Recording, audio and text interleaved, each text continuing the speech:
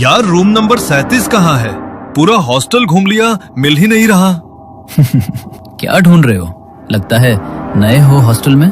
हाँ, आज ही आया हूँ। सब फ्लोर चेक कर लिए, 3rd, 2nd, लेकिन रूम 37 कहीं नहीं दिखा। ओह, वो रूम बंद है। उसे 4थे फ्लोर पर शिफ्ट किया गया है। ऊपर जाओ, वही मिलेगा।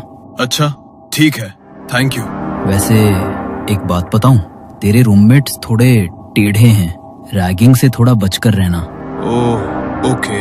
समीर उसकी बात सुनकर थोड़ा डर गया। पहली बार गांव से बाहर पढ़ने आया था। रैगिंग का नाम सुनते ही दिल में अजीब सी बेचैनी भर गई। वो अपने रूम में पहुंचा। अंदर कोई नहीं था। थका हुआ था, इसलिए बैग नीचे रखा और सीधा बेड पर लेट गया। कुछ देर बाद नींद में उसे लगा जैसे कोई हिला रहा हो, और तभी उसके चेहरे पर किसी ने ठंडा पानी फेंक दिया। वो चौंक कर उठ बैठा। अरे, हमारे आने से पहले सो भी गया तू? नया मुर्गा है और हमें सलाम किए बिना बेड पर चढ़ गया। वो जब आया तो कोई नहीं था। बहुत थक गया था इसलिए सो गया। सॉरी। अरे नहीं मुन्ना, सिर्फ सॉरी बोलने से कुछ नहीं होता। पैर छूकर माफी मांग और फिर बाहर जाकर मुर्गा बन, कुकड़ू कर सबके सामने। नहीं, प्लीज प्लीज मत करो ऐसा। मैं नहीं कर पाऊंगा। मैं हाथ जोड़ता हूँ, प्लीज मत कराओ ये सब। ओहो, शर्म आ रही है तो फिर एक और चैलेंज ले ले। डरपोक नहीं निकले तो इज्जत बच जाएगी। 3rd फ्लोर पर रूम नंबर 36 के पास एक पुराना कमरा है, बिना नंबर वाला। वही पुराना रूम 37। सुना है वहां एक लड़के ने सुसाइड किया था। उसकी आत्मा आज भी वहीं भटकती है। अगर हिम्मत है तो वहां जा। बस 10 मिनट रुक जा, अंदर कर लेगा? क्या? वहां जहां किसी ने सुसाइड किया था? नहीं यार, प्लीज। तो फिर बाहर जाकर मुर्गा बन जा। दोनों में से एक चुन, रूम या रैगिंग। अगर दोनों से मना किया तो कल सुबह तक तेरा नाम हॉस्टल से गायब होगा। ठीक है, जाऊंगा। अच्छा बच्चा, तो फिर रात के ठीक 12 बजे जाएगा, अभी नहीं। और हाँ सुन, ये ले रूम की चाबी। बिना चाबी के अंदर कैसे जाएगा? लेकिन अभी मत जाना। असली मजा तो तभी है जब घड़ी रात के ठीक 12 बजाए। समझ गया ना? विक्की और उसके दोस्त हर नए स्टूडेंट के साथ यही करते थे। रैगिंग के नाम पर इतना डराते कि कोई उनके खिलाफ बोलने की हिम्मत नहीं करता था। विक्की ने समीर के फोन में अपना नंबर सेव किया और जाते जाते उसे वो पुरानी रूम की चाबी पकड़ा दी। समय बीता। घड़ी की सुई धीरे धीरे 12 के पास पहुंचने लगी। समीर अपने बिस्तर पर बैठा कांप रहा था। दिल जोर से धड़क रहा था। फिर उसने एक गहरी सांस ली और नीचे 3rd फ्लोर की तरफ चल पड़ा। जैसे ही वो सीढ़ियों से नीचे पहुंचा, उसके फोन पर विक्की की वीडियो कॉल आने लगी। ना चाहते हुए भी समीर ने कॉल उठा ली। अरे वहीं क्या जम गया बे? चल आगे बढ़, दरवाजे तक जा और ताला खोल। हाँ, जा रहा हूँ। समीर ने फोन का बैक कैमरा ऑन किया, धीरे धीरे आगे बढ़ा और पुराने रूम नंबर 37 के सामने जाकर रुका। उसने चाबी ताले में डाली। धातु की चर चर आवाज पूरे कॉरिडोर में गूंज उठी। दरवाजा खुलते ही अंदर से सड़ांध की बदबू का झोंका आया। समीर ने कांपते हुए अपने फोन की टॉर्च ऑन की और तभी वीडियो कॉल अचानक कट हो गई। अरे, ये वीडियो कॉल तो कट हो गई।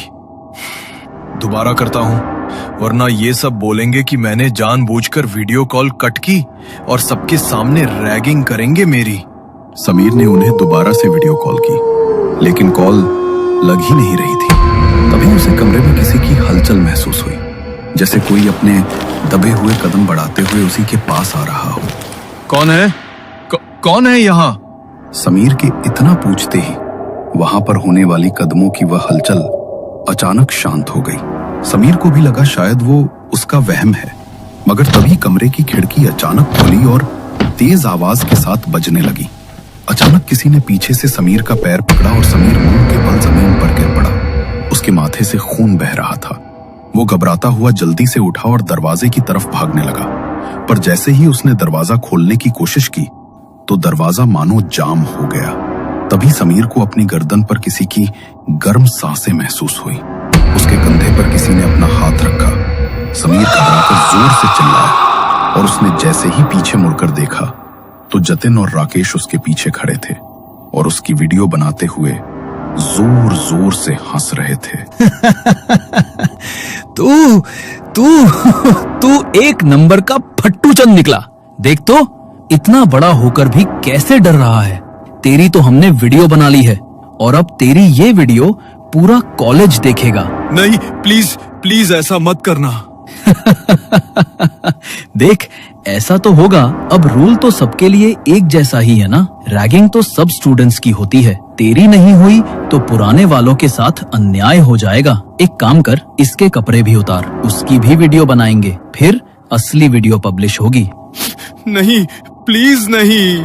वे दोनों जबरदस्ती समीर को उसके कपड़े उतारने के लिए परेशान करने लगे, मगर समीर ने उन्हें धक्का देकर वहां से भागकर रूम में जाकर बैठ गया। रूम में विक्की था। उसे देखकर विक्की गुस्से से भर गया। तू भागकर ऊपर आ गया। हमारी एक बात ना मानने का अंजाम तुझे पता है। कितना बड़ा खामियाजा भुगतना पड़ेगा अब तुझे इसका। विक्की समीर की ओर बढ़ ही रहा था कि तभी उन्हें राकेश के चिल्लाने की आवाज आई। उसकी आवाज सुनकर विक्की जल्दी से नीचे की तरफ भागा और देखा कि जतिन उस बंद कमरे के बाहर खड़ा है और राकेश वहां पर नहीं है। राकेश कहाँ है? और तू ऐसे बुत बनकर क्यों खड़ा है? बोल ना, क्यों चिल्ला रहा था राकेश? वो समीर जैसे ही ऊपर भागा तो अंदर किसी के पैरों की आवाज आई। राकेश तो आराम से खड़ा था, कोई और दिख भी नहीं रहा था वहां, मगर किसी ने उसे पकड़ा और खिड़की से धक्का दे दिया। क्या? ये तू क्या बोल रहा है? नीचे सब लोगों की भीड़ लग गई है यार। अगर मैं फंस गया तो, क्योंकि अंदर उसके साथ कमरे में मैं ही था। डर मत, कुछ नहीं होगा। पहले नीचे चलते हैं हम। वो दोनों घबराते हुए नीचे गए तो वहां हॉस्टल के सभी बच्चों और टीचर्स का जमावड़ा लगा हुआ था। नीचे जमीन पर राकेश की डेड बॉडी पड़ी हुई थी।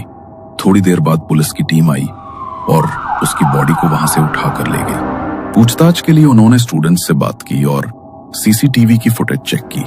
पहले तो उन्हें जतिन पर शक हुआ, मगर जतिन ने जब अपने फोन की वीडियो उन्हें दिखाई तो पुलिस वालों को उसे छोड़ना पड़ा, क्योंकि उसके खिलाफ उन्हें कोई ठोस सबूत नहीं मिला।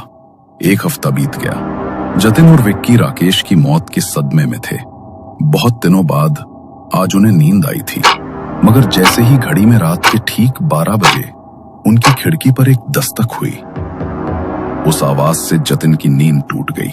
उसने उठकर देखा तो आसपास कोई नहीं था, मगर जैसे ही वो वापस अपने बिस्तर की तरफ जाने लगा, पीछे से उसे किसी का धक्का लगा और उसका सिर सीधा सामने टेबल पर जाकर लगा। उसके माथे से खून निकलने लगा। वो डरता हुआ पीछे की तरफ मुड़ा तो एक भयानक परछाई उसके सामने खड़ी थी, जो उसी की तरफ बढ़ती हुई आ रही थी। डर के मारे जतिन के मुंह से चीख भी नहीं निकल पा रही थी। उस परछाई ने उसे हवा में उठाया और सामने की दीवार की तरफ फेंक दिया। वो दीवार में इतनी जोर से जाकर लगा कि उस आवाज से कमरे में सो रहे विक्की और समीर की नींद टूट गई। समीर ने जल्दी से रूम की लाइट ऑन की तो देखा कि जतिन जमीन पर गिरा हुआ है और सामने की दीवार उसके खून से सनी हुई है। उसे देखकर वो दोनों घबरा गए और उसकी तरफ दौड़े। ये क्या हो गया तुझे जतिन? ये सब किसने किया तेरे साथ? मैं अच्छी तरह जानता हूँ ये सब तूने ही किया है समीर। अगर जतिन को कुछ हुआ तो मैं तुझे छोड़ूंगा नहीं। विक्की ने जतिन को उठाया और हॉस्टल की गाड़ी में उसे जल्दी से अस्पताल लेकर गए। डॉक्टर ने उसके माथे पर सिलाई कर बैंडेज किया, मगर उसकी सिलाई अपने आप खुलने लगी, जैसे कोई जानबूझकर उन्हें उखाड़ रहा हो। जतिन इतने दर्द में था कि उसकी चीखें पूरे अस्पताल में गूंज रही थीं। डॉक्टर, विक्की और समीर जल्दी से उसके पास दौड़े तो उसका पूरा चेहरा खून से भर गया था और वो बड़े ही भयानक तरीके से चिल्ला रहा था। डॉक्टर ने उसे संभालने की कोशिश की, मगर वो अचानक हवा में उठ गया और बहुत तेजी से जमीन पर गिर पड़ा। नीचे गिरते ही उसकी मौत हो गई।